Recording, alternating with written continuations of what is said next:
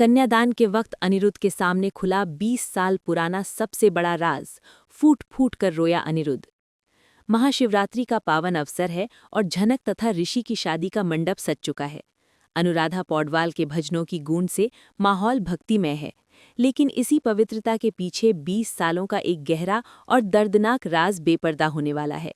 मैं drama queen पूजा आज आपको सच से रूबरू करा रही हूं, जिसने अनिरुद्ध की पूरी दुनिया हिलाकर रख दी है। मंडप में अभी अभी एक खौफनाक मंजर टला है। विलेन अंकुश, जो भेष बदलकर झनक को अगवा करने आया था, उसे पुलिस ऑफिसर ऋषि ने अपनी जांबाजी से धर दबोचा और सलाखों के पीछे पहुंचा दिया। ऋषि एक रक्षक की तरह झनक के पास लौट आया है। झनक, जो लाल जोड़े में अप्सरा सी लग रही है, उसकी आंखों में अब ऋषि का साथ पाकर एक गहरा सुकून है। दूसरी तरफ अनिरुद्ध का मन छटपटा रहा था। वो अदिति और कौशिक की आशीर्वाद रस्म को बीच में ही छोड़कर सारे रिश्तों और लोकलाज की दीवारें तोड़कर झनक के मंडप की ओर दौड़ पड़ा है। जैसे ही पंडित जी कन्यादान की पुकार लगाते हैं, अनिरुद्ध भारी कदमों से मंडप में दाखिल होता है। झनक की आंखों में अनिरुद्ध को देखकर आंसू आ जाते हैं और ऋषि भी सम्मान के साथ अनिरुद्ध को कन्यादान की जगह देता है। जैसे ही कन्यादान की रस्म शुरू होती है, अनिरुद्ध के हाथ कांपने लगते हैं। तभी कन्यादान की सामग्री के साथ नूतन यानी पुरानी झनक की सहेजी हुई एक मखमली पोटली लाई जाती है।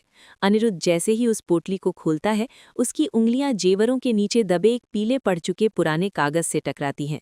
ये नूतन का वो आखिरी खत है जिसे उसने 20 साल पहले अपने आंसुओं से लिखा था। अनिरुद्ध उस खत को खोलता है और जो सच उसके सामने आता है, उसे देखकर उसके पैरों तले जमीन खिसक जाती है। खत में नूतन ने लिखा था कि वो अनिरुद्ध से बेवफाई करके दूर नहीं गई थी, बल्कि अनिरुद्ध की जान बचाने के लिए एक दुश्मन की साजिश का शिकार हुई थी। उसने अनिरुद्ध की सांसें बचाने के लिए अपना वजूद मिटा दिया और गुमनामी चुन ली। लेकिन सबसे बड़ा धमाका खत की आखिरी लाइनों में था। नूतन ने लिखा था कि जब उसने घर छोड़ा तब वो गर्भवती थी। वो अनिरुद्ध के प्यार की निशानी को अपने साथ ले गई थी। वो निशानी और कोई नहीं बल्कि सामने दुल्हन बनी बैठी झनक यानी उसकी फूल है। ये सच जानते ही अनिरुद्ध का कलेजा फट जाता है।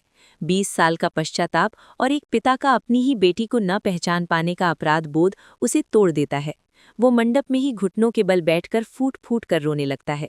उसका ये रुदन देखकर पूरी महफिल सन रह जाती है। झनक घबराकर उसे संभालने दौड़ती है, लेकिन अनिरुद्ध उस खत को अपने सीने से लगा लेता है। ऋषि भी स्थिति की गंभीरता को समझ जाता है और अनिरुद्ध को सहारा देता है। अनिरुद्ध अपनी आंखों के आंसू पोंछता है और उस सच को अभी गुप्त रखने का फैसला करता है, ताकि झनक की शादी में कोई बाधा न आए। वो एक संरक्षक नहीं बल्कि एक असली पिता बनकर झनक का हाथ ऋषि के हाथ में सौंपता है। ये कन्यादान सिर्फ एक रस्म नहीं बल्कि 20 साल के झूठ का अंत और एक नए प्रतिशोध की शुरुआत है। अनिरुद्ध के ये आंसू अब उस दुश्मन के लिए काल बनेंगे जिसने नूतन और अनिरुद्ध की जिंदगी बर्बाद की। आने वाले एपिसोड्स में जब ये सच झनक और अदिति के सामने आएगा, तो रिश्तों का क्या अंजाम होगा।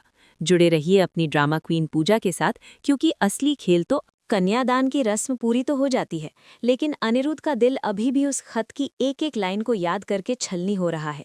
जैसे ही ऋषि झनक की मांग में सिंदूर भरने के लिए आगे बढ़ता है, अनिरुद्ध की नजरें दूर खड़ी उस साए पर पड़ती हैं, जिसे देखकर उसके होश उड़ जाते हैं। मंडप के अंधेरे कोने में कोई खड़ा है, जो इस पूरी शादी को नफरत भरी निगाहों से देख रहा है। वो और कोई नहीं बल्कि अनिरुद्ध के अपने परिवार का वो सदस्य है जिसने 20 साल पहले नूतन को घर छोड़ने पर मजबूर किया था। अनिरुद्ध को अब समझ आता है कि घर का ही कोई भेदी था जिसने नूतन की जिंदगी तबाह की। सिंदूरदान की रस्म के वक्त अनिरुद्ध के दिमाग में धमाका होता है। अगर वो कातिल आज भी आज़ाद है, तो झनक की जान को ऋषि के घर में भी खतरा हो सकता है। वो खत मुट्ठी में भींचकर खड़ा हो जाता है। तभी झनक ऋषि की पत्नी बन जाती है और आशीर्वाद लेने के लिए अनिरुद्ध के पैर छूती है। अनिरुद्ध उसे उठाने के लिए झुकता है, लेकिन उसके मुंह से बेटा निकलने ही वाला होता है कि वो खुद को रोक लेता है। वो झनक के सिर पर हाथ रखकर मन ही मन कसम खाता है कि जिस बाप का नाम उसे 20 साल तक नहीं मिला, अब वो उसे दुनिया का सबसे बड़ा सम्मान दिलाएगा। लेकिन कहानी में असली ट्विस्ट तब आता है जब शादी के तुरंत बाद पुलिस स्टेशन से एक फोन आता है। अंकुश जेल से फरार हो गया है और उसने भागते वक्त एक सिपाही की बंदूक छीन ली है। ऋषि का चेहरा सख्त हो जाता है। वो अपनी नई नवेली दुल्हन झनक को अनिरुद्ध के भरोसे छोड़कर ड्यूटी पर निकलने को तैयार होता है। लेकिन अनिरुद्ध जानता है कि अंकुश सिर्फ एक मोहरा है, असली खिलाड़ी तो अनिरुद्ध के अपने घर में बैठा है। अनिरुद्ध अब दोहरी आग में जल रहा है। एक तरफ उसे झनक को उस सच से बचाना है कि उसका पिता वही है, और दूसरी तरफ उसे उस कातिल का चेहरा सबके सामने लाना है जिसने उसकी और नूतन की दुनिया उजाड़ी थी। क्या अनिरुद्ध अदिति और अपने परिवार के सामने इस राज का विस्फोट करेगा, या फिर झनक को एक बार फिर अपनी पहचान खोनी पड़ेगी? दोस्तों, आने वाला हफ्ता झनक के इतिहास का सबसे बड़ा हफ्ता होने वाला है। अनिरुद्ध का ये नया रुद्र रूप आपने पहले कभी नहीं देखा होगा। जैसे ही अनिरुद्ध उस कातिल का गिरेबान पकड़ेगा, पूरे परिवार के पैरों तले जमीन खिसक जाएगी।